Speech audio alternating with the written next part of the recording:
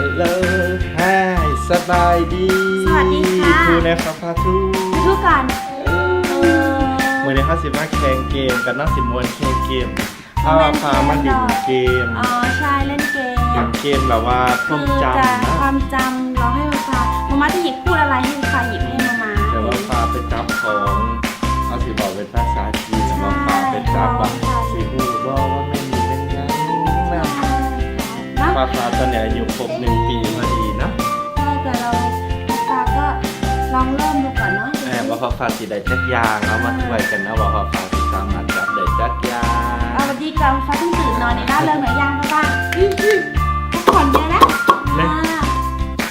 เดี๋ยวเขามาเริ่มกันเลยน้องๆกับตัวปลาช่วยเลยเนาะ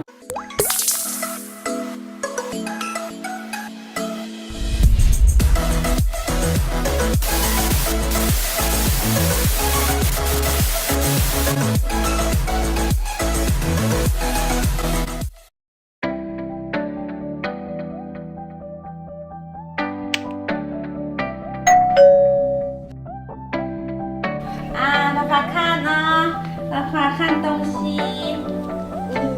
在哪？知道吗？等要发拿给妈妈啊。ราคาเอ้ย开始啊！ราคา拿鞋子给妈妈一下，鞋子给妈妈。谢谢。ราคา拿猪猪呢？猪猪。谢谢，给哥哥呢？啊，不要啊！虫在哪？哦，谢谢，虫给妈妈，谢谢。哥哥，哦，哥哥在这，谢谢。乌龟呢？乌龟呢？乌龟在哪？好厉害，给妈妈一下。哦，然后呢？爸爸拿梳子给妈妈。爸爸累了吗？找梳子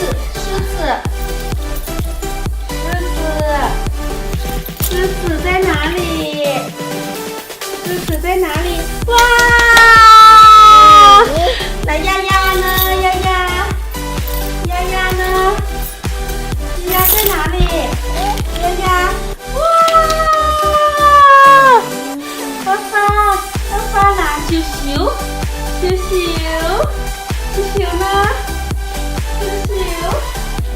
球在哪里呢？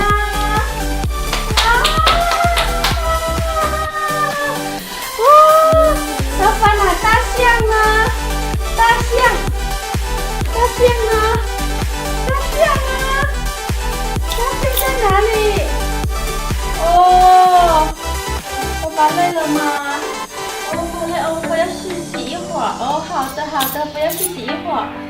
爸爸要休息一会儿。找大象给妈妈一下嘛，大象。哦，谢谢。那长颈鹿呢？长颈鹿啊！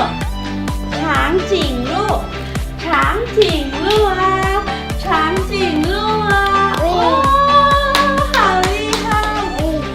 谢谢。爸妈想要老鼠啊，老鼠，那套老鼠，找老鼠给妈妈。爸爸找老鼠给妈妈一下。老鼠，爸爸。爸爸เอ้ย爸爸找老鼠给妈妈。老鼠。哦，爸爸找老鼠给妈妈。老鼠在哪？在这。哇，拿给妈妈一下。谢谢。哦，谢谢，给妈妈嘛。哦，给猫猫吃吗？哦，那老鼠给猫猫吃。哦，那是鼠了，给猫猫吃。那给妈妈老鼠了，给妈妈。那老鼠给妈妈一下嘛。给妈妈。谢谢。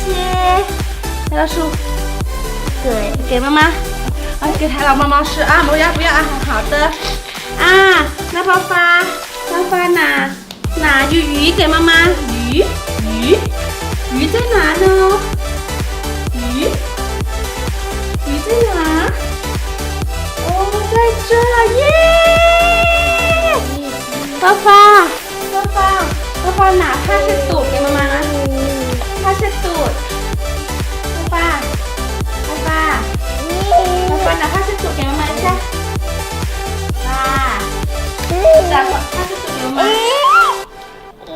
哦这些爸爸找到啦啊是在里面找ผ้าเช็ดตูด给妈妈一下ผ้าเช็ดตูดลูกผ้าเช็ดตูดว้าว拿给妈妈OK，拿钥匙给妈妈，钥匙。哦，爸爸累了吗？哦，爸爸累了。哦，爸爸累了。哦，爸爸累了。哦，爸爸累了。哦，休息一会儿。哦，休息一会儿。爸爸拿车给妈妈。车，笨，车。哇！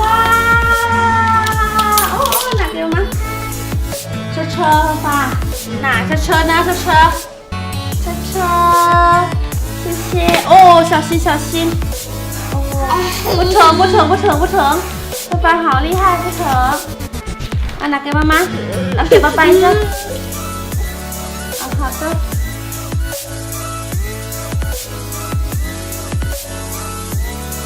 爸爸，拿妈妈给妈妈，拿妈妈给妈妈。哦，妈妈在这，谢谢。哦，给爸爸要妈妈呢，爸爸给。然后拿宝贝给妈妈，拿宝贝给妈妈，宝贝给妈妈。哦，不给，这个最爱了是吗？不给谁？哦，给妈妈可以吗？不给，爸爸。哦，给妈妈哦，宝贝给妈妈，谢谢。